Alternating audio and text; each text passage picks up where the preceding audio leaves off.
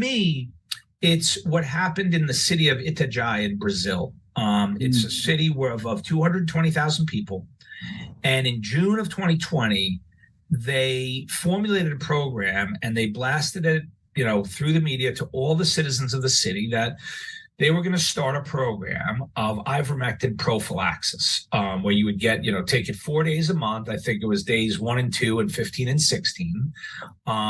And anyone interested in the program could come to a visit. And they set up tents and centers, and they have a very sophisticated electronic system. Their whole health system is database and electronic.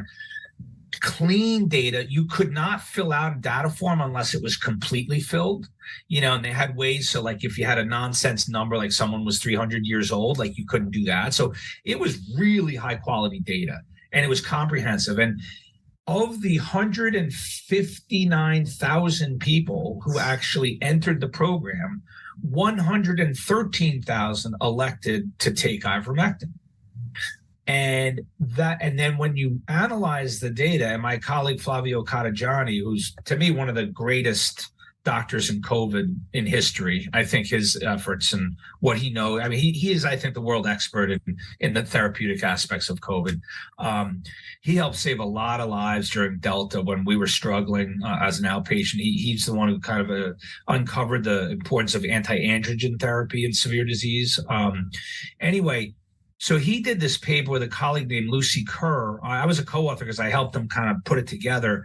But the 113,000 versus I think like 50,000 or 49,000 that didn't, the 113,000 were older, sicker, fatter, way more cardiovascular disease, diabetes. And obviously why, right? They were probably more worried of the impacts of their health, right?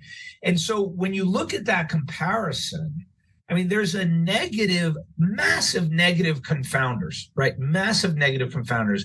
Despite those confounders, even when you didn't propensity match, these insanely positive benefits of the ivermectin group. I mean, they flat out died much less. I think it was 70% less risk of dying, 68% less risk of hospitalization, and 50% less risk of getting COVID. And that was in the sickest of the sick in that city. And then when you did propensity matching, when you really matched them for age, diabetes, all those things, it was even greater.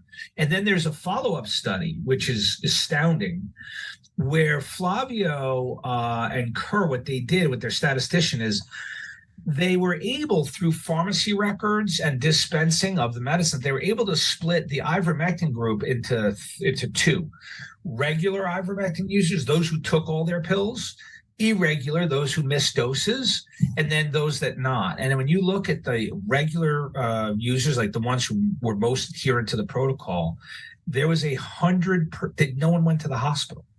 There's 100% reduction in hospitalization and a 90% less risk of dying. So some people died during that period, but no one went to the hospital if they took ivermectin regularly. I mean, it's astounding. I mean, you're talking about a huge amount of people. And so that to me is probably one of the most powerful data sources. And that was just prevention. Here's the other bizarre thing, because I had to confirm this several times with Flavio, but at the time they were doing that trial, they were not using ivermectin in treatment. It was just prophylaxis. So if you got sick and went to the hospital, they were doing supportive care only. Like the people who controlled the hospitals, I think it was run by some sort of religious order, that they did not want to use ivermectin. So when you see that trial and what it accomplished, that was the minimum of what ivermectin could accomplish, the minimum.